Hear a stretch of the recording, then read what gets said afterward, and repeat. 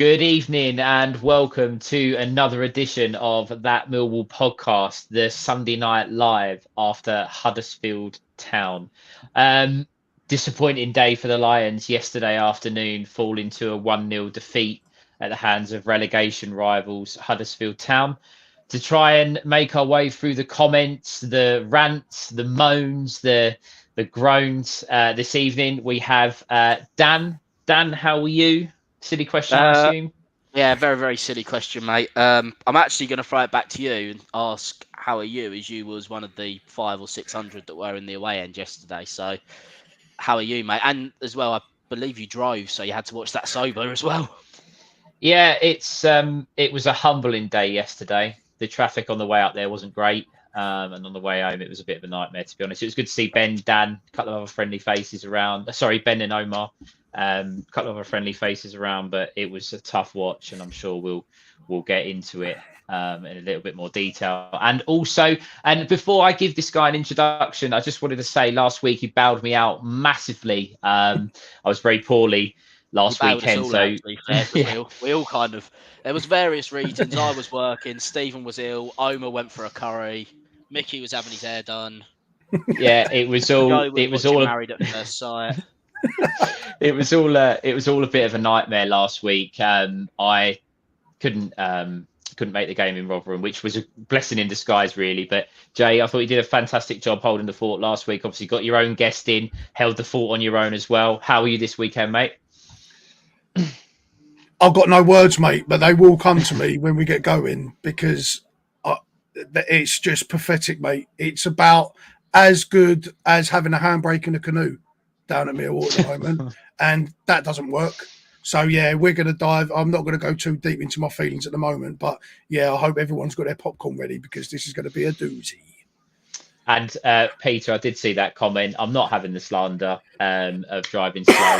Omar, I'm going to kill him for that. But anyway, moving swiftly on. So, as I said at the start, we travelled to Huddersfield Town yesterday, buoyed by a little bit of maybe stupidity or hope that we were gonna get a result. And quite frankly, and being 100% honest here, and Dan, I'll come to you shortly after what I say. It was an absolute disgrace. It was an absolute disgrace from the boys in orange yesterday. 2 open goals missed in the first half, which we'll come to, and just a shambolic series of events that led to Huddersfield. Huddersfield picking up all 3 points. Dan, I know I think you might have been working yesterday, but obviously kept up with the game. Initial reaction at full time. What were your thoughts? I'm just running out of words to describe this group of players. It's almost a year ago since I first came on the podcast after we just lost to Wigan in our failed playoff quest last season. What's changed? No, absolutely nothing. The only thing that's changed is our league position for the worse. In terms of what has happened, that I'm just running out of words to describe this group of players. I think when I came on last season, the first 3 words I used to describe the players were spineless, pathetic, cowardly, embarrassing, and it just gets worse. And I think we've almost got to the point now where we've ran out of words to describe how they're playing. This isn't just a player problem, as we know. We've been through 3 manager stroke head coaches. There's clearly problems higher up the club at the moment as well that we will touch on, whether that is in tonight's one or whether that is on a later date. What we want to make clear from the 3 of us is that right now we're aware there's going to be a lot of questions about the summer and about who the next manager is going to be. This show tonight is going to be about what happened yesterday and about the next month, because in terms of what's at stake for the future of this football club, we're approaching a very, very, very big month. Absolutely. And again, as Dan said, we'll go through the comments as usual. Tom, who's on the screen there, is a very happy Norwich fan, and he obviously a good friend of mine. That was the perception that we would be okay under Harris from outside the club. I know there was some question marks, but as things are transpiring, we've lost a new manager bounce, and it's looking very, very poor. Jay, again, obviously was unable to go to the game yesterday, but was keeping up to it. You was very up to date, as I say. In my pocket, I could feel your updates as I was watching it live. You were bang on the. Jay was our Jeff Stelling in the group. Yeah, chat sorry for yesterday, that, mate. boys. He was Mate, it was quite bang helpful on it. having Jeff Stelling knowing all the goal updates. So It just from start to finish, apart from the two chances that we missed early on in the first half. Obviously, I was there, so you get caught up a little bit in the emotion. But watching it on the screen, was it as bad as it looked in person? You know, what was your thoughts? And just How- quickly before you get going, Jay, we're just going to say, Bailey, thank you for your comment, mate. We are going to get Jay to do a full tactical analysis of Billy Mitchell dribbling the ball off the pitch. Yes, we are. Yes, we are. Stephen's been waiting for that. I know he has. So Well- we'll let you crack on, and then I feel like you may as well do it once you've had your little rant. Yeah. So the floor is yours. How dare they? How dare they? How dare they dedicate anything to the passing of John Berylson? How dare they all say this one's for John Berylson? We're not going to let this season sit. We're going to do it for him. How dare Harris come out and say we're going to come out swinging and this the Millwall way? How fucking dare every single one of them? How dare the board have the front to sit there and watch this happening? Because if we go down, you're going to have the same manager and virtually the same players we had when we was in League One last time. How is this club moving forward? How are we improving? There is no improvement. The only thing that's changed from last year is that these players have got older and they've got worse. That is the only thing that's changed. Watching it yesterday was absolutely not even embarrassing for myself. I felt sorry for them. You know, when you go to a public toilet and you go into the toilet and the person in the cubicle next to you is being a bit loud and you start going la la la la la in your head because you feel embarrassed for them or you don't. That's how I felt watching Millwall yesterday. I thought there was the game plan didn't look like a game plan at all. It just looked like we was trying to throw things forward, bodies forward. The defending was absolutely shambolic. And if Huddersfield were a better side, we'd have been 4 or 5-0 down in the first half.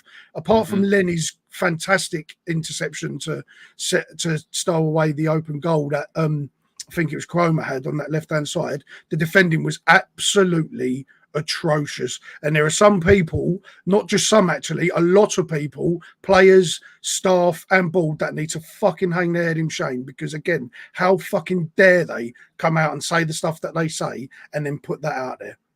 I'm just going to jump in, Stephen. It's just something I saw on social media. I don't know if anyone's familiar with the account. I think it was Millwall Dolbs that tweeted it. He might be listening. If you are, good evening, mate. He tweeted, "You lot say you're doing it in honour for John Berylson. You're mugging him off." I don't think there's any more of a way to put it than that, really. The great name of John Berylson, the work that he's done to get Millwall to where they are today is, you know, we kind of know our place. We are a smaller championship club, but the work that we've done to give ourselves a really good chance of getting into the playoffs last season, to go from where we are, what is that, probably 6, 7, 8 years good work, since even going back 10 years since Harris came in, got us out of League One within 2 seasons, kept us up, went to Rowett, stability, pushing us up the championship consistently, all of that thrown away in 6 months? And just to follow on from that, you know, Dan, we've obviously at Sheffield Wednesday, you went to Plymouth, we've been to Watford, we've been to lots of different away games this year, Jay, yourself as well. And the fans sing John Berylson, and it goes on and on and on and on and on, and it's a great chant. I did it at Southampton, it's a great chant. They sung it once, to my knowledge, yesterday. I believe it was once we started to get that going. And I thought, and as you said, it's disrespectful to him to sing his name watching that performance. It was absolutely baffling. You know, as I say, I was there yesterday. Bailey in the chat, I think there's a couple other people that probably were, and it was, you were clinging on for a point at the team who are 22nd in the league. It's unacceptable. I love Neil Harris. He is a hero. He is a legend, but there is no defending the set of tactics, the set of substitutions and the game plan to go to the team's 24th and 22nd in the division in back-to-back games and play for a point. It's unacceptable. we'll come on to individual players. We'll come on to, bits and pieces. Before we do, Jay, do not think you've got away with it. Do not think that I've forgotten about it. And this Billy is about as Mitchell. light-hearted as it's going to get tonight. Billy Mitchell. Now, I'm not going to use Billy Mitchell as a scapegoat because pretty much nearly all of the players in Orange yesterday were absolutely diabolical. However, for a professional footballer to pick the ball up and full-on sprint the ball off the field, and again, I won't just go with Mitchell. Matty Sarkic could see the ball in the wind, could see by kicking the ball up in the air, it was a problem. So what's he go and do? Kick the ball up in the air, add another opportunity, kick the ball up in the air. It's basic, simple football. We know Neil Harris plays basic football, but we're not even doing the basics right. Why?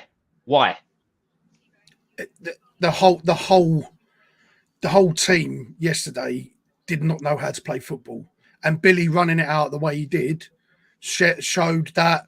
Well, one, he had no options because no one moved for him. No one moved at all. And two, he's a deer in the headlights when he has to try and deal with the situation himself. I love Billy Mitchell. I think Billy's been really good since he come in, and he's deserved his place and has deserved the praise. But you need to take the criticism as well. And I'll eat crow happily because he was appalling yesterday. He didn't get any help from the players either side of him. Don't get me wrong, and we'll come on to them as well.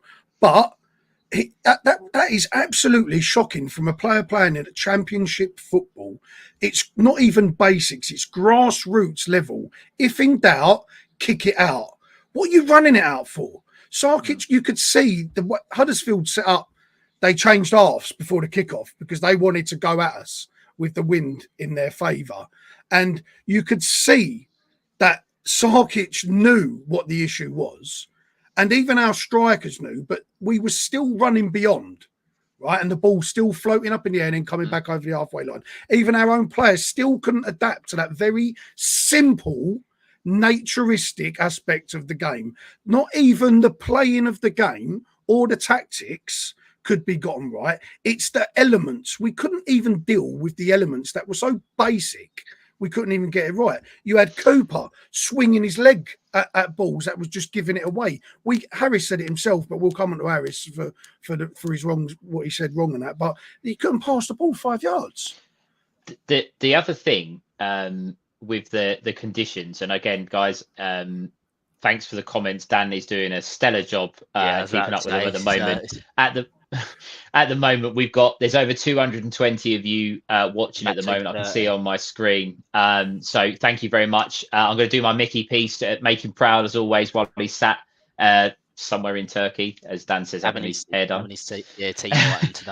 Please like and subscribe.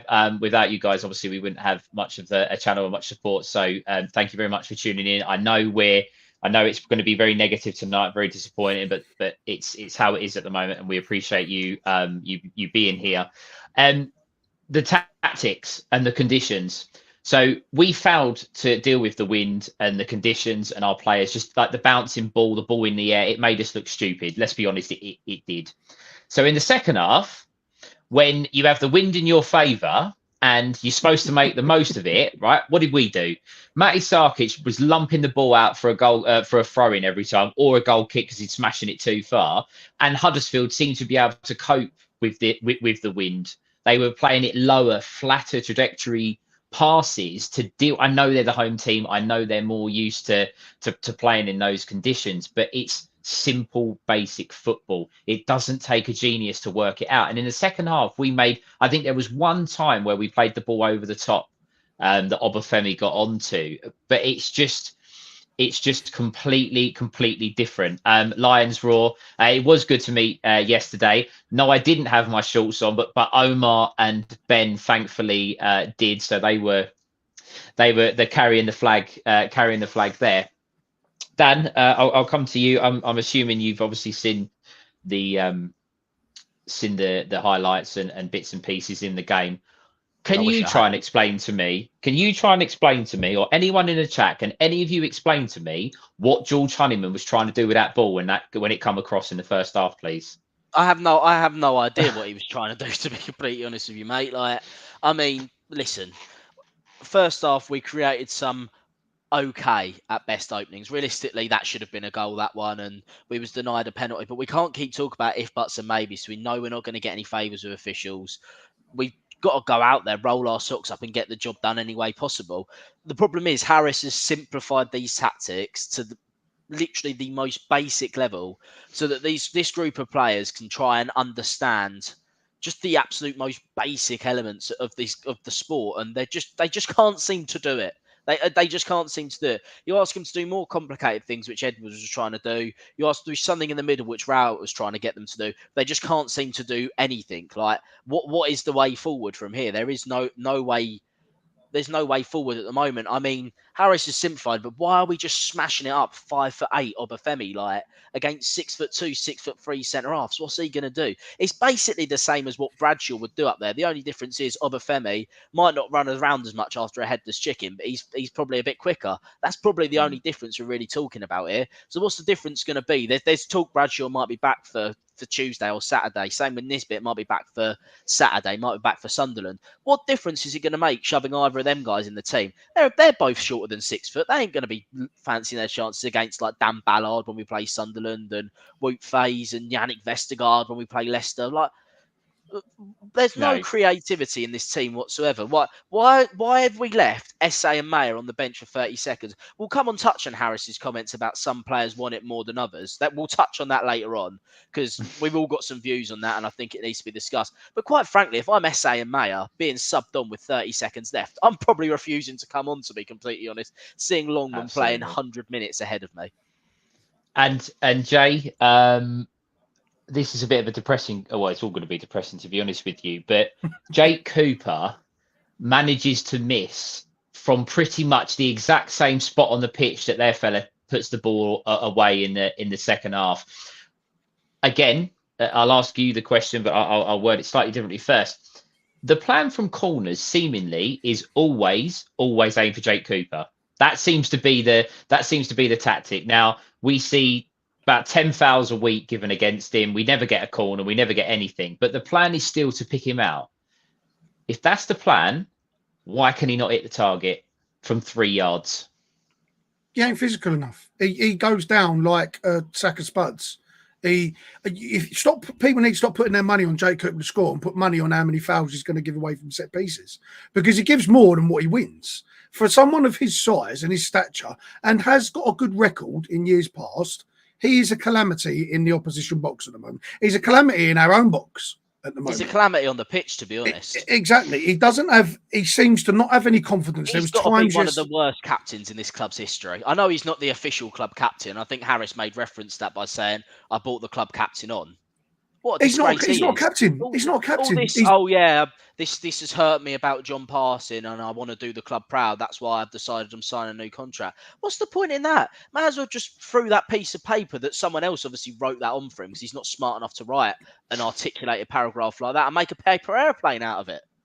Jake Cooper is one of them players that Harris has spoke about, 100%. I'm not going to be told otherwise, because he was really good up until he got his deal. I say really good. I say he was good. You know, he was an acceptable defender, because he played alongside Hutchinson, who makes anyone better. Hutchinson's a fantastic defender. But since he signed that deal and he gave us his big fucking intro of all his goals he scored, fucking 99% of them coming against Sheffield United, he has done fuck all. He is a terrible defender, put in a bad situation. He does not want the armband. Why 3 managers have decided to give him the armband speaks to the lack of intent from the managers, that they really don't want to change it up. They really don't want to ruffle feathers, and we need that. We needed someone to come in and go, "You're shit, you're shit, you're shit, fuck off." And no one's doing that, because these players that are playing every week at the moment, whether it was under Rowett because he had his favourites, and whether it's under Harris now who's clearly got his favourites, they aren't good enough. And you've got Emaku, SA, Mayer sitting on the bench, young, hungry players who are going to be here next year, who can offer us something going forward in attack, and they're still sitting on the bench. Them substitutions he made yesterday. Oh, we've appear to have lost I think Jay. you've muted Jay. have I muted? Where did you get to? Yeah. That's a. You said that the Esse, Mayer, and Amaku were hungry. Right, so to leave them on the bench when they can offer us some attacking threat and they're going to be here next year, when you've got players that are not going to be here next year, why would they even bother themselves? Harris is literally making a rod for our own back with the players that are going to be here next year because they're not getting games. And to stick Ryan Longman up front was, I just knew it was over. I actually thought Longman had a good first 30 minutes. I thought if it was going to come from anyone, it was going to come from him. And then he turned back into what he's been doing every single week, which is nothing. Nothing. He looks like an angry man and then he does nothing. And to stick him up top and then the elements, we have to drop back because the ball's going to come back to us in the first half and we don't do that. And in the second half, we'll either not putting enough on it because we know the ball's going to take an extra couple of yards rolling, or we put too much on it, or players are running into the wrong position. None of these players are good enough. So get rid of them. Get Mayer in, get Amaku in, get Esse in, get fucking Hutchinson back in the side, get Biakowski back in goal, get some of these younger players, these players that are going to be next year, in the game for Tuesday night, because enough's enough now. There is no loyalty. There is no, I'll stick with what I know. These players have worked for me before. Billy Mitchell's, none of them. Enough's enough. The thing is, there was a comment from Bailey about that it's not been Cooper's fault for the goals as an individual, and I can understand that. And I'm not putting all of the blame on Jake Cooper. However, what I would say, and we are going way off topic, and this is going to happen because of the nature of what's going on at the moment and the kind of emotion. I don't always buy into players coming over at the end of the game after they've been beaten, because it don't really matter, does it? You've lost the game, that the players come over to the supporters. However, Jake Cooper had that armband on and just the full-time whistle blew and he stormed straight that. He walked straight off the pitch. He's done it pretty much every game this season. Yeah. Sheffield Wednesday, when we was down in the dumps, Edwards' last game, walked straight off. Southampton, after we just won 2-1, very small clap to the fans, straight off. Captain, you should have been bigging up your players, bigging up the crowd to try and soak it in. Yesterday, walked straight off. He's a disgrace. And that to me is part of the problem, is the complete disconnection, if you will, from the players to the supporters. Sarkic did the same thing. He picked up his bottle, literally turned his back and walked off right in front of us. George Saville come over and took dog's abuse, in all honesty, I know it wasn't as many people, but he took abuse. Zian Fleming come over, took abuse. And the young lads, Amaku, Esse and Mayer all trudged over, clapping down the touchline. And there was a fella that right down at the front, and you could hear him clear as day, turned around and shouted over to them, "Why aren't you playing?" to the boys. And Romain Esse literally went, I don't know. That was his. They looked gutted. Those boys looked absolutely gutted. They played 30 seconds. In Amaku's case, he didn't play any of the game, but you can't. It hurts them boys. You can see it hurts them because they know that they are going to be here next year to pick up the pieces. They are going to be here to pick up the whatever shambles we're left, whatever division we're in, which is looking more like League One. Like I say, I know we're Millwall. We're not. It's not all about getting the players coming over and it's all happy. I get that, but it's still a disconnect from club captain or the guy with the armband. We will come on to Harris's comments about that because I think it was very telling. You touched, Jay. I'll come back to you. You touched on the fact that they brought on, they took off Michael Obafemi after 70 minutes. I personally thought he did take a quite a heavy knock just before he come off. I know there's been some talk about his attitude and whatnot, and I've replied in the WhatsApp group about it. But I did think he took a knock, and Harris probably thought we might need him for the rest of the season, so take him off. Putting Ryan Longman up front, to me, was the biggest slap in the face to Millwall supporters that Harris could have given us yesterday. I know you share the same view as me, but can you think of any reason why that was the change? I can understand the substitution. I agreed with the substitution with taking Obafemi off, but the tactical awareness from Harris, it was just pathetic. It was clearly to set up not to lose for that second half, because Ryan Longman will drop back, he'll defend, and Harris wanted to make it 2 banks of 5. He should have stuck Zian Fleming up front, moved George Honeyman into the middle, and brought Brooke Norton-Cuffy onto the right-hand side and gone after them. Why are we not going after these pathetic teams who can't win games just like us? Go toe-to-toe with these teams, because Rotherham went at us, Huddersfield went at us, Sheffield Wednesday went at us, QPR went at us, and they all beat us. So this defensive Millwall way, which we'll touch on, because I'm sick to death of hearing this Millwall way now. It's not a thing. Doesn't exist anymore. If the Millwall way is what Harry says it is now, then I don't want to be a part of it, because it's all about losing games of football against really, really bad teams. The substitutions he made were the right time to make the subs, but for the completely wrong people. They were terrible. And then one sub that really griped me was at the most key moment in the game. They've got a set piece really late on and you make a fucking substitution. You never make substitutions at corners and free kicks, especially when it's going to be one of the last kicks of the game.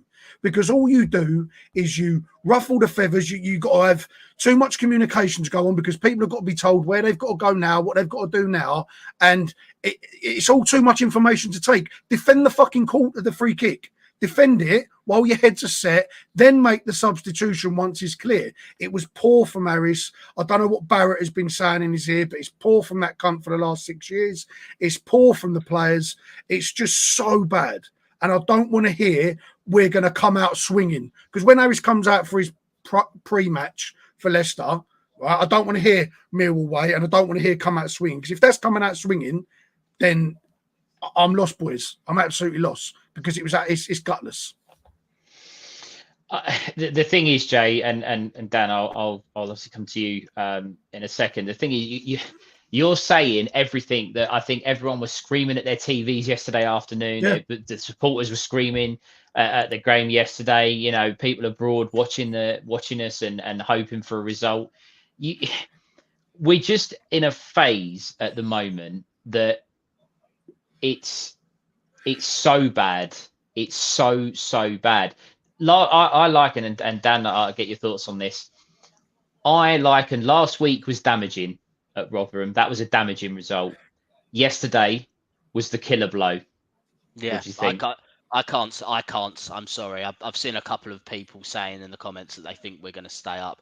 I'd love to have some of that optimism. I know my nickname's Negative Dan and whatnot, but I'd struggle to see where we're even going to really get a win from for the rest of this season, to be completely honest. It is just baffling to me. I said in our group chat in the week, in our podcast group chat, that I would say, just quickly, Anthony, mate, good evening to you up in Manchester. I'm sure Ben Green's also licking his lips at that prospect.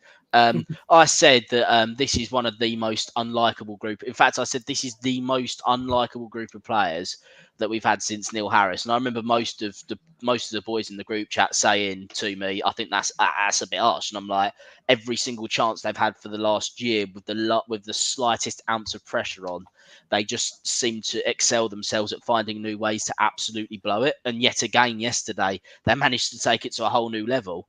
It's just baffling. It's stunning. These are professional athletes that we're talking about here, Stephen. I mean, I don't want to throw this on you, but like, do you understand why I said my comment in the week now about why this group of players is so unlikable? So funny enough, Ben and I were talking about this at the game before the game yesterday. I didn't understand the comment in relation to certain players, because I think some of the players are likable. It's not that they're not like Ollie Burke, for example, someone you just look at and you're just instantly annoyed with all the antics that come along with him, and there's other players that I don't think it's a case that they're not liked. But your point about being spineless, gutless, it's nearly a year ago that these players had the biggest opportunity of their professional careers, majority of them, to make the top 6 and to make the Premier League. Let's be honest. For most of us, and for most of that squad, that's the closest we're going to get in a long, long time. None of those players. Maybe Zian Fleming will go on to bigger and better things from that team, and that's for another issue, right? And they completely thrown it away. This season, the mentality is exactly the same as the second half at Blackburn. So from your point of view of that they're spineless and that they're not showing any heart, they're not showing any passion, they haven't learned from what happened last year. I understand. I don't think it's a case of that they're unlikable as individuals. And I think the way that it looked like you were saying it in that sense, and I think that's where there was a little bit more of the backlash towards people disagreeing with you. But I tell you, there's a comment there. Sky Bet have got us. I looked at this yesterday. Sky Bet have got us at 9-2 for us to be relegated. Well, they must either know something that we don't, because we are dead and buried. Oh, and there's we're dead certs. Yeah, I might have a house in a year. Well, I mean, look, I just. Stephen, I think I could be wrong, but I think this is your friend who's commenting. Yeah, it is. Here. So do you want to answer this? He doesn't seem like he's here to take the piss. He seems like he kind of wants to. Oh no, he's in person. He takes a piss. Don't you worry about that, because he's a Norwich fan, and he's very happy. He's a good mate if he does take the piss. That's what you want from your mates, really. Yeah. No, but to answer the question, what needs to change? There's so much that needs to change at this football club. So much that needs to change at this football club, from the top to the bottom. John Berylson, God bless his soul, fantastic chairman. I don't think he knew the half. We've already discussed this. I don't think he knew the half of what was going on behind the scenes at Millwall. He was fed information. He was told this, that, and the other. And now John's not here making the decisions. It is like a circus. You've got Aldo doing what he wants. And also, while I'm on this, director of football. When does the director of football just say nothing for months? And where's his accountability? Yeah, nothing. He just sits there and does nothing. Kavanagh, he always does the monthly meeting, doesn't he? The update on what's going on, and for the supporters, there's always a statement that gets put on the Mill website. Well, we ain't seen that for the last couple of months. So they got that. Yet again, by the way, on the social media as well. No tweet since full time yesterday. Nothing like hear what Harris had to say, which is a joke. That's behind the paywall anyway. Why should we have to pay to listen to what our manager says when we've just lost twice in 3 days to two teams that are in the relegation zone? No, I completely agree. It's absolutely. It's just an absolute disgrace. And well, here we go, I saw Northern Migrations commented this a couple of times, and I feel I'm moving on to the topic now. So we'll let you go on to that. Jake can have his word after that as well. Well, I was actually just going to lead it just to say to Jay before that comment come up. We're talking about the players. We're talking about Harris. We're talking about Harris having a negative mentality, the players not being good enough. But that's being drip fed from above Neil Harris's head. That's not just it's not just started from the management and the assistant managers and the coaches. That's right at the top, right, Jay? They've seen an opportunity. Aldo and Kavanagh have been rubbing their hands, because James Berylson, what a good job he's done to take over from his dad. How much does he actually want it in the first place? How much is he doing it out of love for his dad? How much does he know? How invested is he? Because Kavanagh and Aldo, they're clearly running the show, and they're drip feeding him whatever he needs to hear, shall we say, not what he wants to hear, because they want to keep their fucking jobs. They're both useless at it. Absolutely terrible. They've got as much credentials as Anne Frank's drum set, the pair of them, to be in the positions that they're in, and they are absolutely ruining this club. Aldo fucked off before, fucked another club up, and for some reason we thought it was a good idea to bring him back. So we make the wrong decisions without these people being here. So while they deserve the utmost disrespect and bollockings, we haven't helped ourselves with and without them. Now, Kavanagh clearly runs a show. Aldo does whatever he wants to do. But what has he got that has allowed him to get the position he's got at a championship football club? This is why we're in the position we're in. We don't recoup money from player sales. This is Aldo's department. We bring in terrible players that are injury prone, that don't ever get on it. That's Aldo's department. We've got all these players out of contract. We're going to lose 11 players from loans and from contracts. That's Aldo's department. We've got no succession plan behind the aging players that we've got. That's Aldo's department. So what the fuck does he do? because he does nothing. Allegedly, it wasn't him who went out and got Harris. It was James Berylson who made the call to Harris. Aldo. Well, we know why that was though. You know why that was, because Aldridge went to Edwards and said, "Hello, mate. Do you fancy this job?" He doesn't want to get shown up that he's made a shit appointment. No, and he keeps his job because he's the guy who's hired the guy.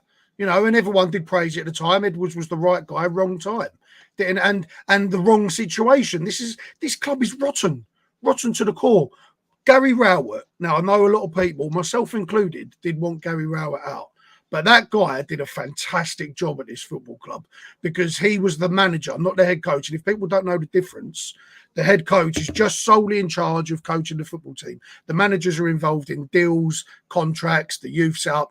And Gary Rowett had all that to deal with as a manager. And he did that very, very well. You know, we brought some good players through. You know, we did invest and brought players like Fleming to the club. Gary Rowett got the literally blood out of a stone at this football club. And we're only just seeing now how much of a good job he did, because I'm going to fall on the sword here and people might go after me that I don't think we'd be in this position if Gary Rowett was still in charge of the club. Not because he's a great manager, just because he understands management, because he takes a lot of the load from Aldo, because they can't look at him and manipulate him, because he's been a manager for a long time. He's been an ex-player. He's been at big clubs like Birmingham and Stoke. So he's got the right to turn around and tell them to shut their mouth because he knows what's best.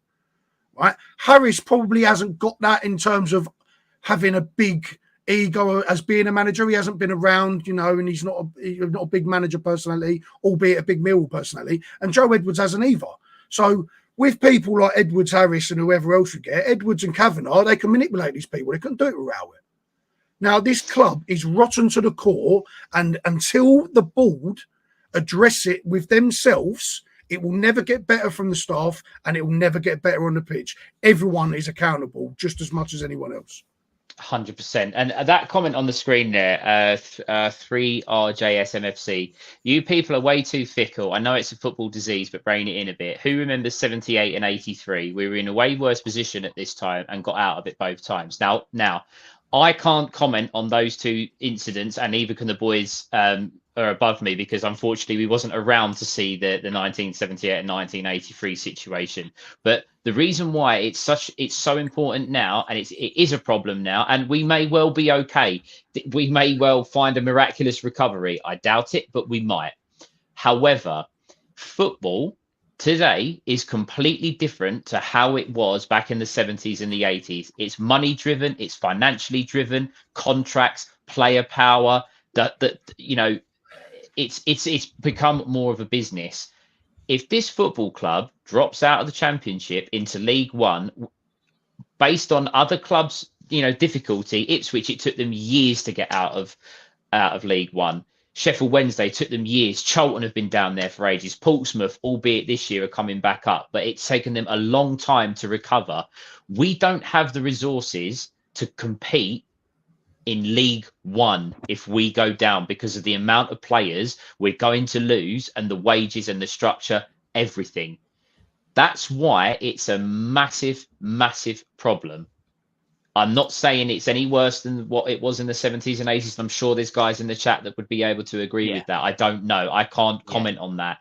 But it is a serious problem. And it started because 7 years ago, or 8 years ago, whatever it was, when Neil Harris took over, we were a clown show under Ian Holloway. We went down to League One, we rebuilt, and we've got ourselves back up. As well, by the way, we don't usually rebuild. Yep. We don't usually get into the playoffs first season and get promoted second season. It usually takes 4 to 5 seasons.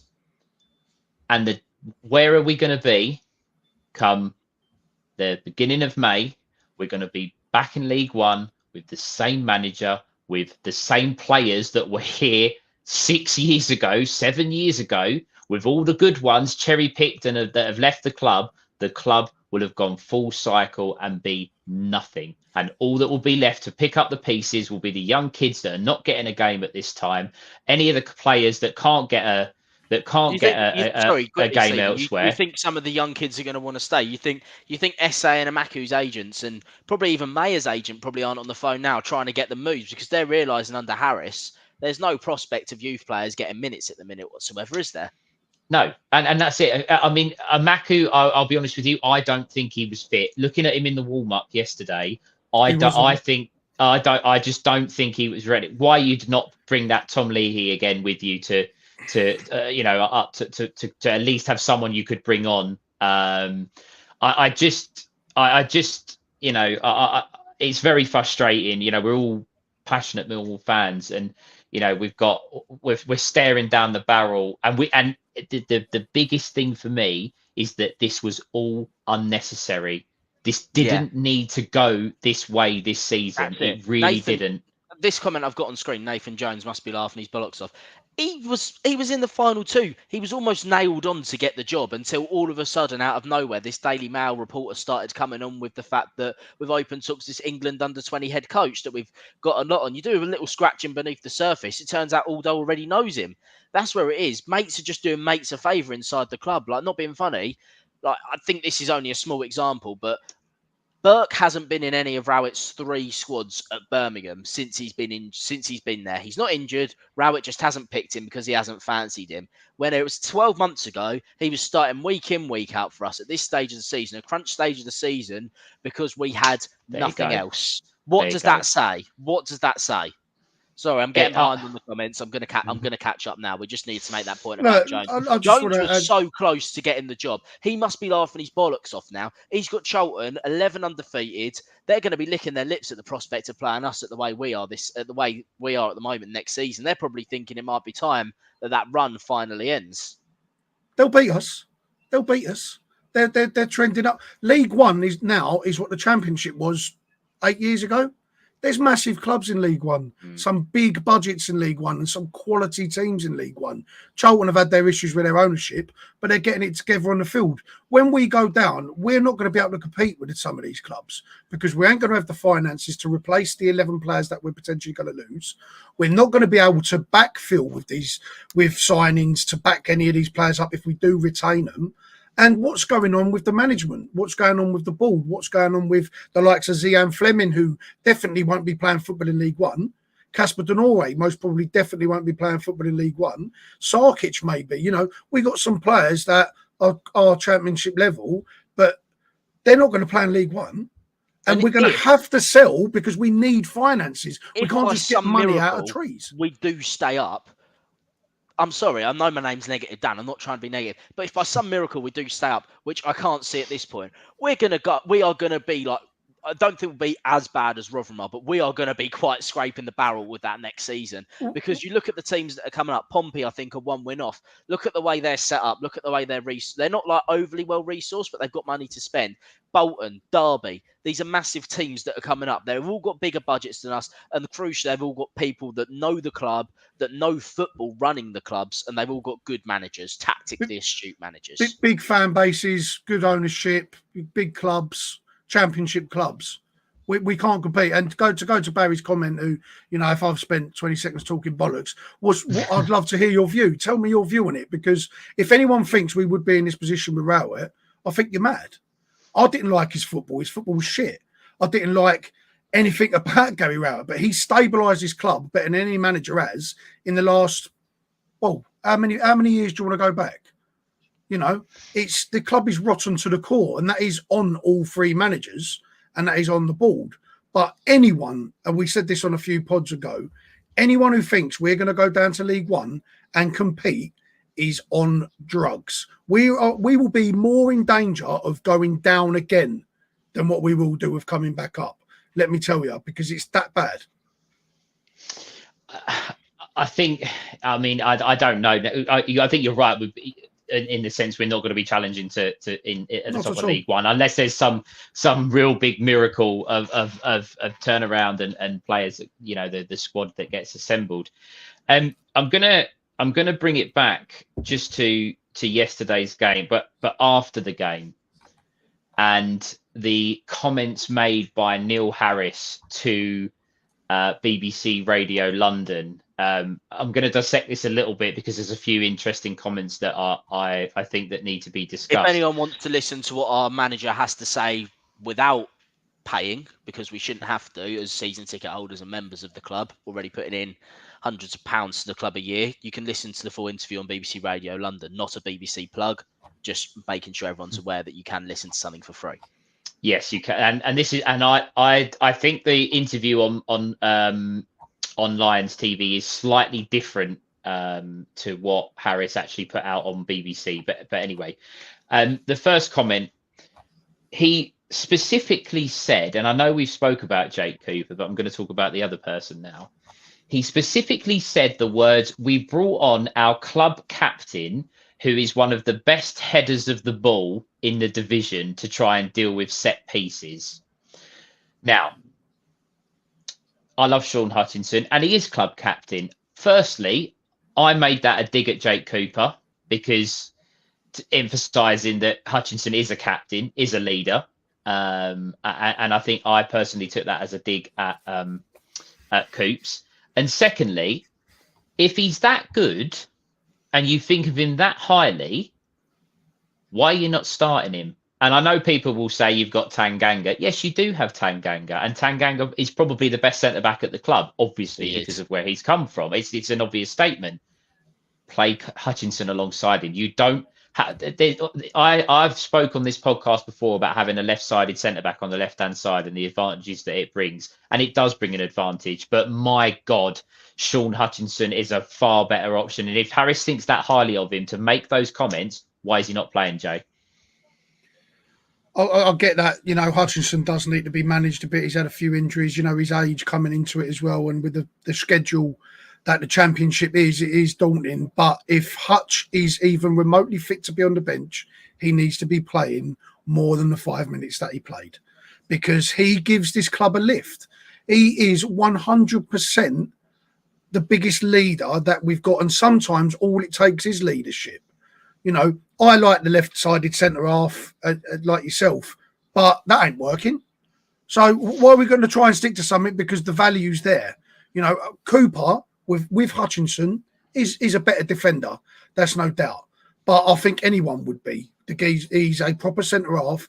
To say that he brought him on to deal with the set pieces as he's a better header of the ball when he's about 5 inches smaller than Jake Cooper, he's completely thrown Jake Cooper to the curb with them comments, not only about the way he captains this team, but also about his defending. That spoke volumes to me on how he feels about Jake Cooper at the moment. And he's right. It's probably the only thing I agreed with him yesterday in his comments, and without saying Jake Cooper's name, because Cooper should not be starting Tuesday night. And there's others that will touch there's another bit that you're going to come onto in the comments, Stephen, about what Harris said, and I'm going to touch on it now because I've already touched on it. Some players don't want to play for the club at the moment. I think Cooper might be one of them at this point in time, to be completely honest, especially given the way we spoke about this is the way our captain is leading the club at the moment. In terms of representation on the pitch, leader, you don't see any of that from him. I know we speak about it is nice to have a left-footed centre-half, but to be honest, at this point, we don't play much football as it is. I'd put Tanganga in at left centre-half for the rest of the season because he's got a bit of pace to cover that side. He's going to be more comfortable on the ball than Hutch, and put Hutchinson in at right centre-half for the rest of the season. I'd take Cooper out. And the only time, if Cooper is one of these players that Harris has mentioned that isn't really that asked about it, then fuck off and stay away from the rest of the squad until the end of the season. Then we'll cash in on you in the summer, or we'll terminate your contract, whatever works well. Or if you are asked, we'll keep you on the bench and we'll send you on when we're 1-0 down with 10 minutes to go, and we'll put you up top. Absolutely. And I've seen some comments coming through, and I know people are maybe disagreeing with what we're saying about Cooper, and maybe we're reading too into things. That comment there from Bailey. I listened to it. My dad put the interview up in the car on the way home, and also I was listening to it obviously through his phone, and that was just the impression that I got from it personally. And I know that Jake Cooper isn't to blame. I'm not. Just to be crystal clear, I am not saying that Jake Cooper is the reason that we're at the bottom of the league. That's not what I'm saying. But he's not captain material. He's supposed to be this big threat from set pieces. He's missed in the last since Christmas. I can picture 4, maybe 5 big chances in games that he's not put away, that the Cooper of old would. Now, whatever that is, whatever reason, I don't know. He's not fit to be Millwall captain, in my opinion. And he has been a great servant to the club. And I don't want it to just, we're not just saying, I'm not just disregarding everything else that's happened in the past. But at the moment, he looks like a man that has been run into the ground. He's been asked to do 4 different jobs under different managers, and he just cannot deal with it at the moment. And it's unfortunate, and I get that Sean Hutchinson might be towards the end of his career. Hutchinson's been in the match day squad for the last 4 or 5 games. To me, that suggests that he's ready to be playing some minutes of football. He doesn't have to play 90 minutes. He doesn't have to play 90 minutes if that's what it takes. But Hutchinson on the pitch would be so much better for this team. But we're just not seeing it, and it to me, that's a basic element of football. You then went on to say, Dan, you brought up the comment that I was going to come to you boys on the players. There's clearly some players that don't care. Basically, is the message from Harris, that there's players that don't care enough as the other. Now, firstly, and I did touch on this in the chat, he said the same thing at Gillingham when they were relegated from League One to League Two. He actually said 7 players, I think it was at that time. There was 7 that I don't know if it was Nate actually named them, but that was the figure that was given. And he said that they don't care, they won't be here next season. And he made it perfectly clear. And it's just, he's recycled what he said last year, basically to this season. I'm not going to get drawn into if it's Cooper. I know Obafemi's another one that's name's been brought up, which I personally think is a little bit unfair. I'm not going to get drawn into names of individuals. However, if we do have a couple of players back from injury over the next couple of games, if there are players in this squad that do not want to be here, that do not want to play, I do not want them in the squad. I don't care who they are. I don't care. It's simple where we are. Okay, I know what you're going to say. It's exactly the same. So sorry to kind of interrupt. No, you go for it. It is a case of, if you do not want to play for the club for the next month, for these next 5 games, pack your bags, fuck off, don't bother turning up for training. Harris should come out and name and shame who it is, so we as fans know, and these players, when they leave the football club, their new employer knows what they're going to be like as a person. There should be no way back for them at this club if they don't want to play. If Harris turfed out 5 players from the first team next game and put all of the under 23s in and said, I'm picking a team that wants to play for the badge, I'd be like, good, at least he's shown some honesty and transparency. Do you know what I mean? Like, at this point, I want to see players that are running around and actually, I want to see quality from some of these players, but I don't just want to see people running around aimlessly, but there has to be a balance.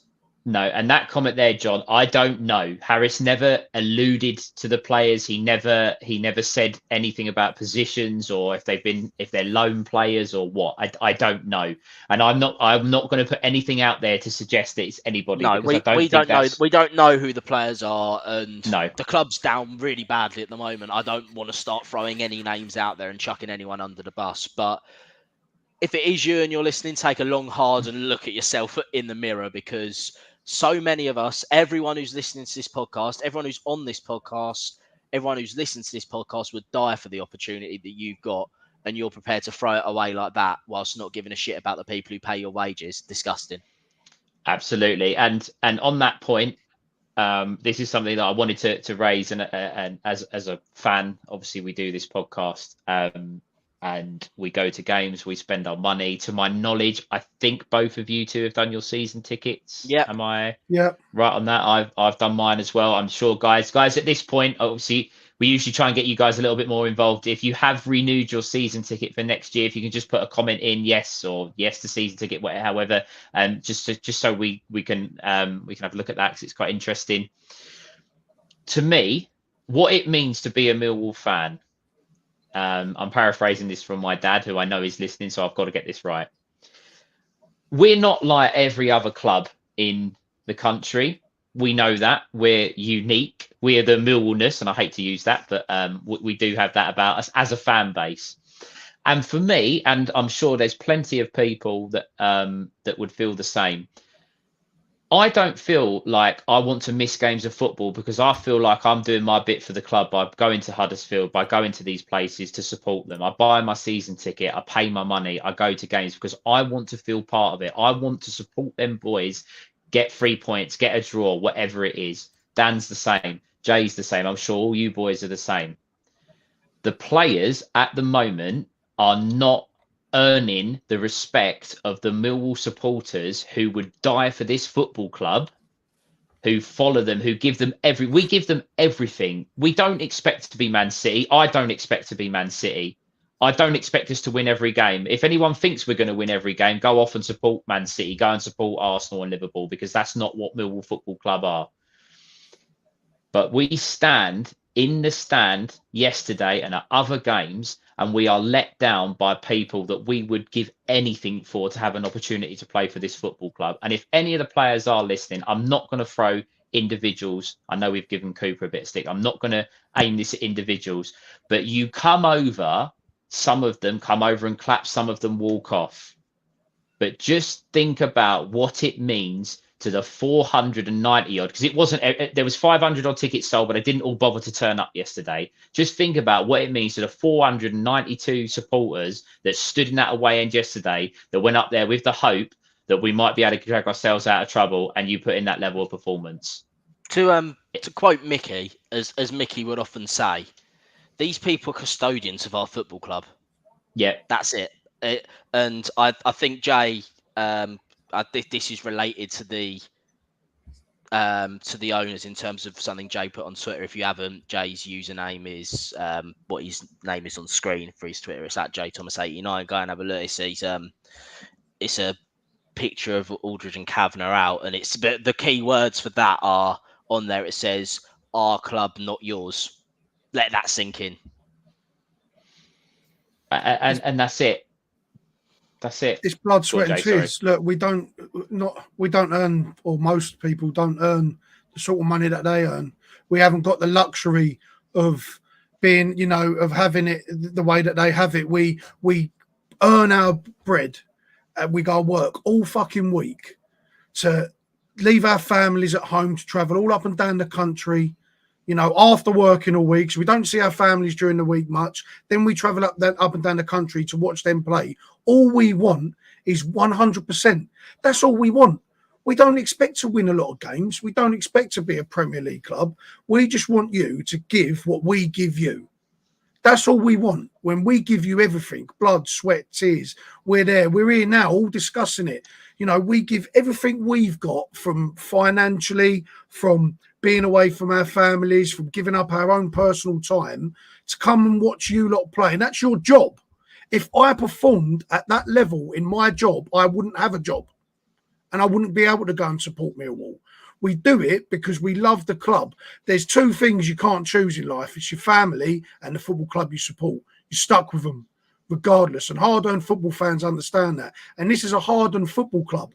This is an old-school football club with old-school fans who just appreciate effort, desire, passion, and an understanding that I need to play, not just for the shirt, but for the people in the stands that are coming here paying my wages for me to deliver a performance. It ain't that difficult. You haven't got to be Kevin De Bruyne. You can be George Savile. Just complete a 5-yard pass and stick someone in the stands and get your shorts dirty, because none of them do it. They come off with clean uniforms. They come off with this, lost again, straight down the tunnel when we've travelled 500 miles to and back, and you won't even come and say thank you for doing it. It's sick to death. If I turn up to work, fucked everything up at work, stuck trains in the cess, and then just said, see you later to my boss and walked out the door, I'll be up on a charge. I won't just lose my job. It's unfair. It's actually unfair, and it's embarrassing that they've got this mentality that, one, they can do it for themselves, that they think, fuck this. But you've got kids in the stands. You've got people that don't earn a lot of money that spend their last penny on going to watch Millwall all over the country, and they fucking deliver that every week. And it ain't on, and it's unacceptable, it's unfair, and it's downright disrespectful. And, guys, there's, at the moment, obviously we can see on the screen, there's quite a lot of you in watching more than usual. Yeah, more than usual. And we really appreciate that you've listened to us rant and moan. And I'm sure you guys might agree or disagree or have your own opinions. There's so much. This is it. What Craig said. Let's not forget the financial situation of the country as well at the moment, in terms of rising cost of living, wages not going up, food bills being more expensive. 300 quid. Like, I know that you could probably get a long weekend away in Barcelona or Rome for something similar for that. Yes. Sorry, that comment there. Jay, you should be captain. Need that speech before Tuesday. I can imagine. Remember Robbo in the tunnel against Huddersfield in the playoffs? Imagine just photoshopping Jay. Just Photoshop you on the front of that. And get that in there. But what does that say? What does that say? That people are saying that because I've said a few words. I've only said what everyone in this chat and what you both are thinking. We all think the same thing. We all desire the same thing, the same type of performance. We all can see what we need and what isn't happening, yet none of them can. And if it takes a few words from me for people to go, yeah, do you know what, that's bang on, what are they saying? Because what I've said is only what everybody's thinking about. So what are they saying in that dressing room? Hutch may not be the captain on the field, but he's the captain in the dressing room. Is he getting up? Is he taking charge? Is he saying anything at half time? Saville is a captain on the field without an armband. He gets stuck in and he says his piece and whatever. Why is he not grabbing Cooper by the scruff of his neck? What is happening with the leadership of this club? Because Harris gives off what I just gave off. He says all this stuff in the media. What does he say to him on the pitch? Because this coming out swinging was coming out limping. That's what happened. That comment is going to seriously come back to bite Harris on the arse. So we're coming out swinging and putting that level of performance. Because if that's Millwall coming out swinging, then it's going to be embarrassing on Tuesday against Leicester. It's just going to be absolutely shambolic. And I just think there's a couple of guys in the comment there that was saying about going to Sunderland, and fair play to you all. Do you know what? It's that whole, as I said earlier, it's the fear of missing out. It's wanting to be there to try and help them get over the line, knowing you're going up to the other end of the country. You know, the couple of lads who said there that they've got kids, or there's a couple of them going and stuff like that. You just, I'm running out of words to say about this season. I'm running out of words to say about the what's going on, and there are fans of people. There might be some people that live up in the northeast that it's local to them. Obviously, it's closest for our Ben as well, and people like that. But there will be people travelling from the capital, travelling from Kent, travelling from Essex, wherever you're based, to go up to Sunderland, and it's just. I take my hat off to you, but you just know that you're going up there for the inevitable. And look, I would love nothing more, and I will say this as a promise to all the people listening, that me, Dan and Jay, if there is a miraculous turnaround, we will come out and do an apology show, the three of us, and take it all back and say that we all got it wrong and we were too negative and too doom and gloom. And I'm more than happy to do that. But look, this guy's in football. From Denmark for a game. Come on. Do you know what, though, Stephen? Like, I agree with you. We'll come on here and and we'll be happy and whatever. But I won't take it back because it needs to be. It still needs to be addressed. Yeah. These I know, but still need to be. Do you know what I'm saying? Not to diminish your comment, because I totally agree with what you said. Mean. But they still need to address these issues. They cannot paper over the cracks. You cannot put plasters on bullet holes forever. At some point, it's going to bleed. It needs to be dressed properly and looked after and repaired. And this club is not doing that. Regardless if we stay up, these conversations still need to. We'll all be there Tuesday. Us three will all be there on Tuesday. Yeah, we'll be there Tuesday. We'll be there Tuesday. There's every chance it's going to be a cricket score as well. I'm just going to go back to this comment. Jesper Damgaard, obviously coming over from Denmark. Jesper, where are you sitting for the Cardiff game? Are you coming over alone? Have you got friends, family? What's the why Millwall? Why are you coming over to Millwall? Because I can assure you there are certainly other clubs that you could turn up at and get maybe a little bit more of an enjoyable atmosphere. But why for the same reason we are, because we love. There's a guy who I sit with. I've sat with him for 15 years in the same seat, and he says it to me recently. He said, "You know what? It's like a chore coming down the den. You look at your list of chores, do the ironing." Do the hoovering, not all men. I'm just going to throw that out there, but you do your chores at home. You put that picture up she wants up, and then the next thing on the list is go down the den, and you think, Come on then, let's fucking get It's this out of the supposed way. to be an escape. The whole thing now about the match day experience is shit. You have the battle cry video that just does not connect with any of these fans. Connects Yep. with the tourists, if anything, showing them all what a great club we used to be, other than my 5-second cameo on it every week. But let's also think about it. The tourism income, if we go down to League One, that's going to go off the cliff. There's going to be more money that the club's going to lose. You've also got the fact that travel now, you can barely drive anywhere in South London. Some people have to pay £12.50 every single time they start their car or drive into London. You've got the situation with the trains where there's very often nothing going into South Bermondsey. So you've got to walk all the way from Bermondsey, London Bridge, Surrey Quays, whatever. It's just effort and a chore now. Like, you used to enjoy coming to it, and now you go because you're like, I've got a ticket. I've paid for it now. I've got to go. But like...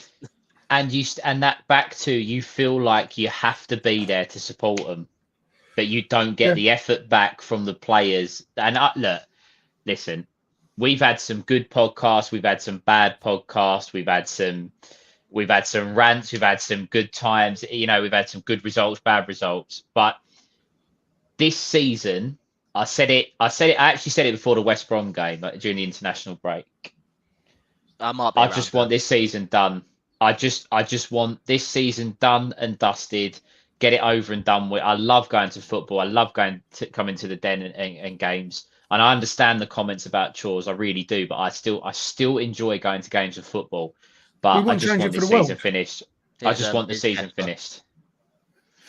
There we go. Coming over with a friend. I've been supporting this club since 2001, and I love coming to the Den. Had a great 3 years. 12 to 15, where I went nearly every weekend. I'll be in the Dockers. Well, I take my hat off to you, mate. If you come over, you've been supporting us for a while, and coming over at this moment in time, it's going to be a hard watch for you, mate. But drop us a follow if you don't already, Jesper, and come and see us before the games, mate. Come and show your face. Yeah, absolutely. Anyone who wants to do that, look, we're all in this together. We might preach it from our chairs on the screen, but we're all in this together. Come and see us at the bus. Come and have a pint. Come and tell us what you think. As Dan Riggs said, quite often there's at least one of us about pre-game, so we're all happy to. We're all quite. Yeah, me, Dan, and Dan had a beer on at the what game was it at? West Brom. West Brom. We had a beer at the West Brom game, and we exchanged the same views. We're probably down the blue. We're going to be local, so if anyone ever wants to do something, come and see us. You might need it after Saturday, to be fair. Trying to look at it in a more positive way, and to be honest, I can also I didn't do many League One grounds when we was last in League One, so for me, it's going to represent a chance to tick off a few new grounds, go to a few new places. So look forward to it from that point of view, at least. Yeah, ditch the video and Hey Jude. I agree 100%. I've just got one for you, Dan. Let me grab it. Anyone going Plymouth? Plymouth home, yeah. Plymouth away. Well, if you're in the same league, Exeter's down that neck of the woods at least, so there'll be something similar. Yeah, this is the thing. You've got 5 games to go, and I know we've given them a bit of a hammering, and I think rightly so. I'm not gonna deny that, but there's 5 games to go, and I don't think that we'll ask the guys in the chat. I'm going to come to both of you now. Annie, I know this comments came in. We're trying not to. We need to focus on the next month before we focus on anything else. So there is going to be a discussion about that, but that's not a topic of discussion for tonight. That's a pod in itself. We've got too much on our plate. Yeah, when the season's finished, there will be a squad overhaul review. There'll probably be a 3 or 4 parter, which will include management. Yeah, absolutely. 5 games to go. Leicester, Cardiff, Sunderland, Plymouth, Swansea. 3 at home, 2 away. We sit on 44 points at the moment. Realistically, guys, in the chat, and Jay, I'll come to you first. 15 points to play for. How many do we pick up? I think we pick up 5, and that's just being generous. That's just wearing my blue heart on my sleeve. I think 5. I think 5 could do it with the fixtures that are coming up. Huddersfield got some tough fixtures. They got Preston, and then they've got Bristol City, and then they've got Swansea at home. So there's some tough games for the teams around us. I think 5 at a push, and I think they come at home. I think 4, which is what a lot of the people seem to be saying. Couldn't tell you where them 4 are going to go from. I'm going to say we'll get 3 against Plymouth. Might be too late by then, or it might just keep it alive until the final day of the season. I couldn't tell you where the other points going to come from. 48 might be enough. There's a very slim possibility 48. I think it might be 49-50. To be honest, I was speaking to my dad, and maybe I get it from my dad. Who knows? Me and my dad both think we're actually going to finish 23rd this season and not even 22nd. I don't actually have an answer to the question that I posed to you guys about how many points that I think we were going to get. But you know, I'm looking. I've got the league table in front of me. Just to really, this is going to really make things even worse. Huddersfield have actually won 2 less games than us this year, and they only sit a point behind us, which is just absolutely ridiculous. I can't see. I don't think we're going to get anything on Tuesday. I think that's a given, to be honest with you. I don't think, and this one pains me because this is the one that's probably going to. I don't think we're going to get anything at Swansea on the. We don't have a great record at Swansea, do we? Which means that we've got to pick up the points to keep us safe between Cardiff, Sunderland, and Plymouth. And realistically, that's 2 wins from 3. We're not. I don't think we're capable of that. I just don't see this group of players capable of that. I made a comment a couple of weeks ago, and on the off chance that he might be fit, I will take back everything I have said about Kevin Nisbet in the last 6 months if he comes back and scores a couple of goals for us. But if that, the reason why I laugh when I say that is that is what we're reliant on. We're reliant on Nisbet and Bradshaw coming in and getting us the goals to keep us up. And I just, I can't see it happening. That's the hope. That really is the hope. The thing is, like we're all saying, and we're all being deadly serious when we say this. We could get absolutely thumped, and I don't know whether you've got the goal differences in front of you, Stephen. But I have. We could be looking at something like that. Let's say, because it is plausible the way we're playing, the way confidence is, and we have already lost 4-0 at home once this season against a team that are a very, very similar ability to Leicester, if not even slightly worse than Leicester on paper. And as the league table is panning out, Dan, I'd rather get relegated. Yeah. If we concede 4 goals or lose by 4 goals, our goal difference will be below Birmingham and Huddersfield. And with Huddersfield, it will be level, but we've scored less goals. So the thing is, at the moment, goal difference at this stage of the season, goal difference could be worth an extra point to you.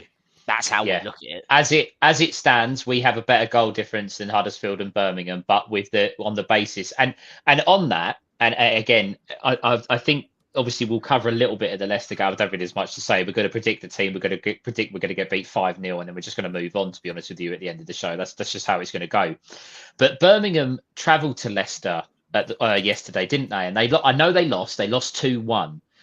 But at this stage of the season, protecting your goal difference is probably one of the best things they could have done, because obviously with us losing, and can Neil Harris and this group of players really seriously protect our goal difference on Tuesday night against Leicester? No, because we can't score goals. So the only thing is, under Harris, and I'm not singing Neil Harris's praises because, listen, we said we're not going to discuss management. I'm not singing Neil Harris's praises in any way, shape, or form. But we've never been from my memory, we've never been absolutely annihilated under him. Even when we was really poor in that championship season where we finished 21st, we never got absolutely annihilated, did we? I don't remember ever walking out of a game really losing 3 or 4-0. That's the only crumb of comfort I'm taking. The fact they're going to have Jamie Vardy, Patson Daka, Steffi Mavadidi, and Ansu Fatu running at our low confidence. There is a comment there. Sorry, just before you come in there, Jay, Connor's put Yeah. Spurs in the FA Cup. That's a little bit harsh to say that to bring that up because I mean, Yeah. Son, I get your point, but yeah. We had what's his name Go on, in Jay, goal, sorry. like the fourth Tom string, King. didn't we? Tom King. Tom in goal. King, yeah. Look, the biggest problem we've got is that yes, defensively we might be sound and we might not get spanked, but we do not score goals. One goal is enough to kill this team in a game. That's the problem. All the clubs below us, they've all got goal scorers. You know, they're all scoring goals. If you look at our goals for, it's abysmal. Abysmal. I think we've got 38. Am I reading that right? So goals for, Yeah. right? So we've scored 38 goals this season. Huddersfield 45, Birmingham 45. Sheffield Wednesday and Rotherham have got less. Okay. I do stand corrected, by the way. I do remember this game because I was ball boy that day. So they've got less, but we can't score goals. So our goal difference, your goal difference only gets better. Say you lose 4-3 or you lose 3-2. Like we'll lose 1-0.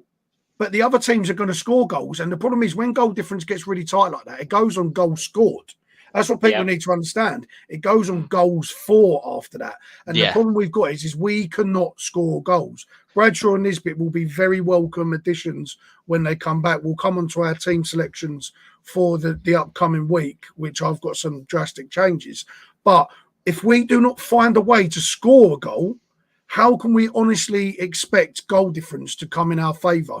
Because it was in our favour a few weeks back, and now we're only 4 off of Huddersfield and 2 off of Birmingham. And they're scoring goals at the moment. Birmingham played Leicester really well.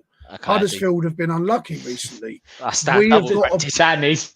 getting my penalties here. Okay, I'll be honest. But we've got a massive problem in that department because the way it's going, goals for is going to be where the issue lies. And we don't score. So goal difference is not going to affect us in terms of conceding. It's going to be the goals we're not scoring. No, I agree. And this comment here from Dean Taylor, similar to what to follow on from what you've said, Jay. Problem, same players as 3 managers. Harris doesn't believe in scoring goals. He is looking for draws and lost, not winning.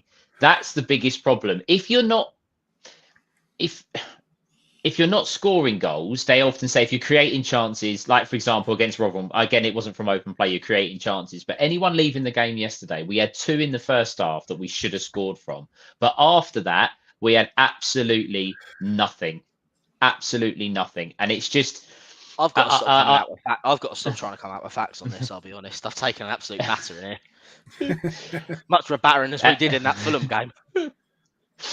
It's just you're right, Jay. We don't score enough goals, but we don't also give ourselves the opportunity to score goals enough, in my opinion. We're not like at Rotherham aside, you know, we had quite a few chances, but West Brom, we had 3 good chances in that game. We scored one of them. Obafemi missed when he should have scored, and Watmore blazed over the bar. But 3 chances to score in a team that doesn't score many goals isn't enough. You've got to be creating 6, 7, 8 chances. And then you might take 1 or 2 of them, you know, against the teams that we can. I'll have a look at it here, and just to depress everybody even further, they actually have us down as having 1 shot on target yesterday against the team that's 22nd in the division. It's poor. 1 shot on target, and that is the problem when you set up negatively, because we had 6 shots in the game, 1 on target. For Millwall to score goals, that's suggesting we've got to have about 20 shots a game to maybe get yourself 1 or 2 goals. And if you don't set up with an attacking mindset and you sit 2 banks of 4 behind the ball, Zian Fleming, who I'm not going to not putting the blame on him, but he is wasted in this Neil Harris team. He is absolutely wasted. Because he doesn't get the ball. He just, you know, he gets it hoofed over his head, and he has to then turn into the target man for Obafemi. If you don't go into games trying to score goals and win the game, you end up on the wrong side of the result, and that's what's happened at Rotherham, and that's what's happened at Huddersfield. And if it happens against teams in the bottom 3, think of how it's going to happen against Leicester. Yeah. I just saw a comment, someone saying after the Plymouth game, we should all run on the pitch and sit on it so the players can't come out and do their lap of honour. They've got a fucking nerve, even if we stay up at that point, to come up and do a lap of honour. Well, do you know what? Nerve. Do you know what? On that, we were talking yesterday about the end of season awards. That's gone quiet, isn't it? Yeah. That's gone real quiet. That they usually trying to flog them tickets already by now. You imagine the club inviting supporters in to have a dinner with a player on your table this season, and you end up with, I don't know, how much does it cost to go? Sorry, yeah, Stephen. I mean, you're looking at about £100. I was about to say it's probably Yeah, you're looking about more than that. It's probably going to be about 150, 200 this year. you end up with, and I don't want to name drop people, but you end up with Ryan Longman on your table for the night. You're going to ask for a refund. Fucking better not. I better not. Because that'll be like sitting there having dinner with your missus after you've had a massive row, wouldn't it? Because you'll just have a little awkward look at each other, and you're just in your head, you just want to chin them. And he'll probably order something really pathetic, like a mineral water or say, just to annoy you even more. Do you know what I mean? Like they'll just price people out, so the likes of us won't go. So that the people that have got loads of money that will spend, the people that won't cause too much of a ruckus, it'll be all nice wide awake suits and top hats. That's what it'll be. Do you know what? It won't be none of us turning up. There's some good comments here about my player of the season is Alex Mitchell. My player of the season is Alan Campbell. We should genuinely vote for someone like Alan Campbell just to let everyone know how shit they've been this season. Yeah. No, I can't. As much as we've been poor, last year Sav was robbed. We can't have Leonard robbed this year. He's just been so much better than everyone else. I know it's not difficult. I know. With all due respect, who actually wants to win player of the season this season? No, I know, but I remember if we go down, I was playing Sunday League football and we just lost 3-0, and I hadn't won player of the match all season, and my manager chucks the trophy at me and goes, "There you go, mate, well done today." I remember thinking I'd had a rubbish game. That's how it feels winning player of the season after this, regardless whether you get presented it on the pitch or at some fancy dinner where you have to wear a suit. The fans should be given player of the season because we've shown up and give 100%. We've give everything for this club this year. If anyone deserves it, it's the fans. It should be one collective. Just stick a picture of it on that ball. Stop showing that shitty fucking hype up video, because don't hype no one up. Just say, well done, fans. You are players of the season.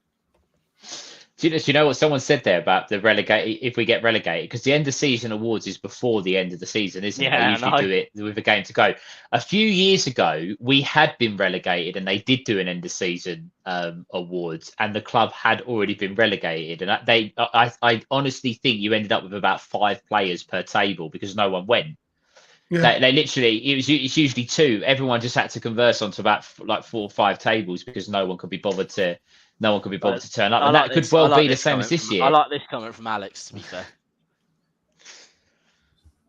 For the benefit of anyone listening and not watching, on target service and all. It's the only time Obafemi and Bradshaw will likely get any service.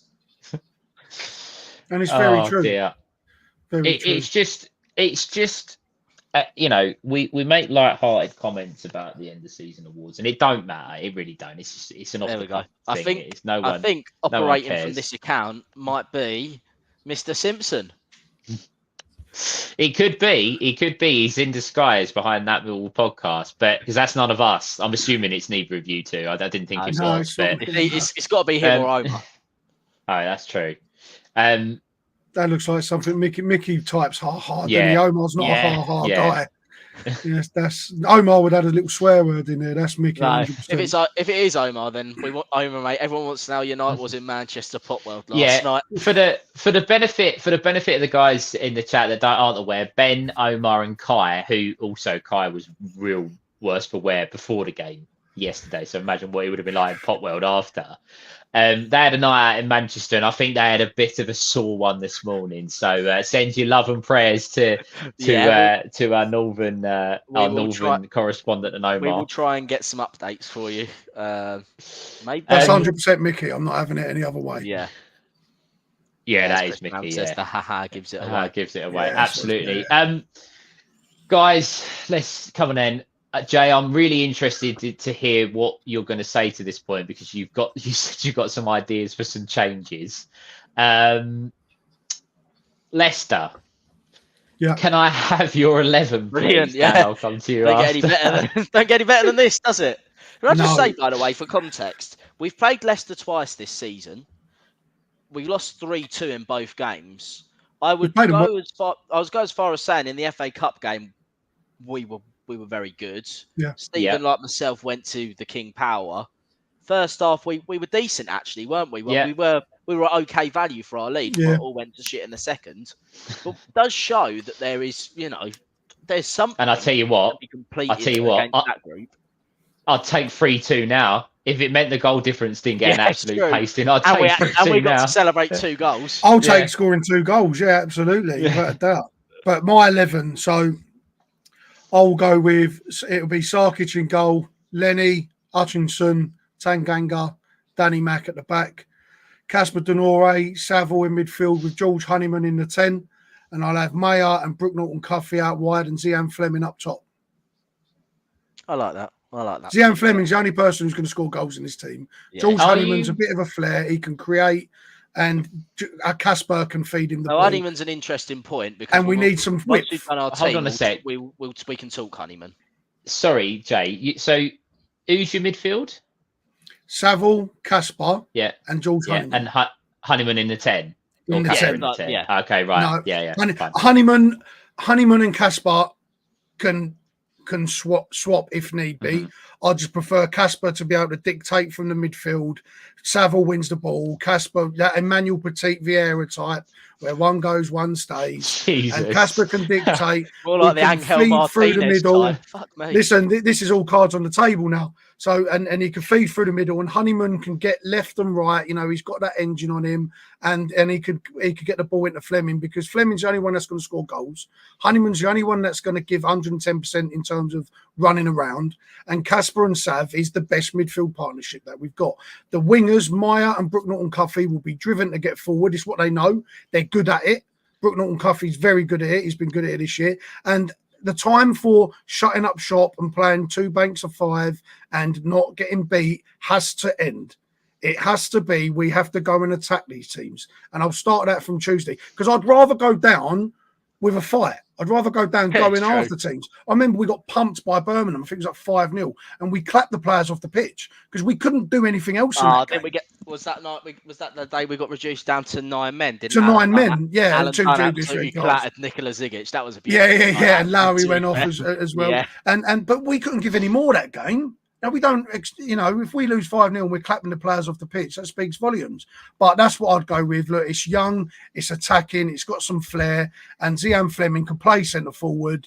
He can hold the ball up very well, bring other players into play. He's got that brain where he sees something other players don't. And I think the link between Tanganga being able to play to Casper, to Honeyman, to Fleming gives you a good spine of creativity and some pace out on the wings with a sure defence and a proper leader at the back. That's what I'm going. I've had enough.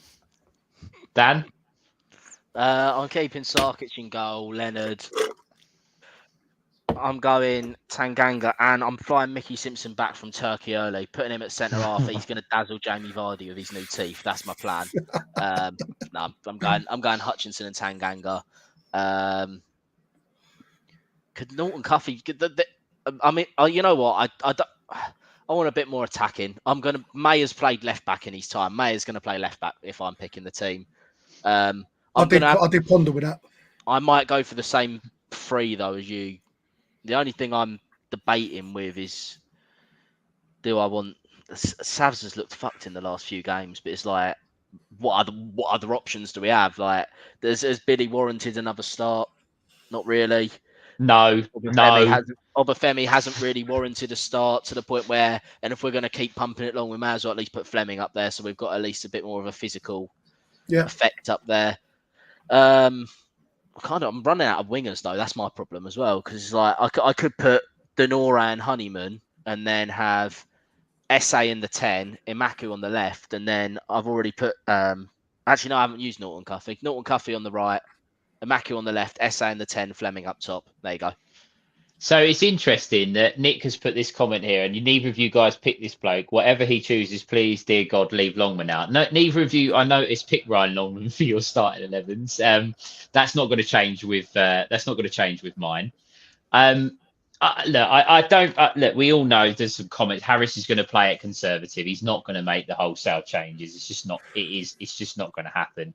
If it was up to me, I would go Sarkic in goal, Leonard, Hutch, Tanganga, Danny Mack. My midfield 2 would actually be Casper Denor and George Honeyman. Yeah. I would stick with Fleming in the 10, and I would put a Maku up top as the forward. Brooke Norton-Cuffy on the right. On the left, I would probably go Mayer. Just at this time because he's naturally left-footed. However, I do think there is an argument that perhaps that you put shift Norton-Cuffy over on the left-hand side, just something a little bit different, and get Romain Esse in on the right-hand side. Give him some game time. That boy, honestly, I'm not. I've given up banging the drum. I don't know how good he is. Managers clearly don't fancy him. I'm not going to say he's a world beater, but the look on his face when he come over and clap the supporters, he cares. He wants to be playing football for this football club and not 30 seconds. So just give him some game time. Give him an opportunity to play. The same as Mayer, the same as Amaku. They care. Give them an opportunity to play. Good evening to you, mate. Do we write shoes off and save key players for Saturday? We have no choice. We have to throw the kitchen sink at every game now. Yeah. I can't see Mayer making the starting 11 on the left. The thing is what I want to say is with some of them players that we've picked is that they're an unknown commodity to the opposition. Fleming up front, that's not something every team has seen. Mayer coming in, Leicester might, they've not got much game film on him. Honeyman or Casper in the 10, they've not got film on these guys. So you actually give a bit of unknown to the opposition as well. With what are these guys going to do? How do they play? What are they like? What are their weaknesses? What are their strengths? Whereas if Harris rolls out the same shit he's been rolling out, the game plan from the opposition is very easy. It's just let them do what they want because they can't do it because when we have possession, we don't know what we want to do with it. It's like a hot potato. It's like the Chuckle Brothers out there, So the opposition find it very easy to play against us in terms of the game plan. Now, we might be difficult to break down at times, but give an unknown commodity, go after them, stick Mayer in there, Esse, Casper in the 10, stick Fleming up front. Go for something that teams aren't going to be prepared for and have a lot of film on, and we might surprise ourselves. But we need to get younger, we need to get faster, we need to attack more, and we need to go down with a fight if that's what's going to happen. Absolutely. And in Dan, I appreciate the comment. I have dropped a fair bit of weight. If you want to try and see me attempt to play football, I am actually playing in the charity game at the Den on Friday, the 17th of May. That is my ability and passion available in that match. The passion will be there, and I'm sure the boys that are playing will appreciate that plug. But if you are free Friday the 17th and you want to see me make an absolute muppet of myself at the Den, then come along and give us a watch. And you never know, Harris might be or Aldo might be in the stands and sign me up on a contract. Guys, we've been going now for about an hour and a half, just over. And it's been really negative and it's been quite depressing, to be honest, having to relive this. And we're all feeling that little bit down and depressed over the course of the hour and a half. I'm not going to ask you for any positivity because I just don't think there's any. Dan, in terms of tickets, you just turn up, mate. They ask if you can bring some donations to the Food Hub. It's the Food Hub Cup. So if you can bring some tins of bits and pieces or whatever, that'd be greatly appreciated. But if you are around and fancy it, then come along. Can I just touch on this comment quickly? This is ironic because the last time Bayern did not win the league, Harry Kane was on loan at Millwall. Yeah. I saw that. Actually the other day. That's a great stat, isn't it? Guys, it's really difficult to know how to wrap up this because usually we ask for a bit of positivity and a little bit of an opportunity to. Oh, just quickly, there's another one, by the way. Watmore's injured. As if we didn't need. I mean, It's not that he brings much, but another question is. It's a number. It's a number, isn't it? We'll have to save this question for another day. But what do we do in training? Yeah, it hasn't changed, has it? I'm just gonna try and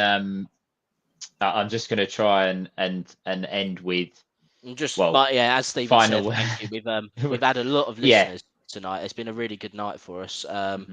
We can't promise anything because it does depend on availability, but we could aim to do something probably on Wednesday night potentially after. You still got my Who Are You to go out?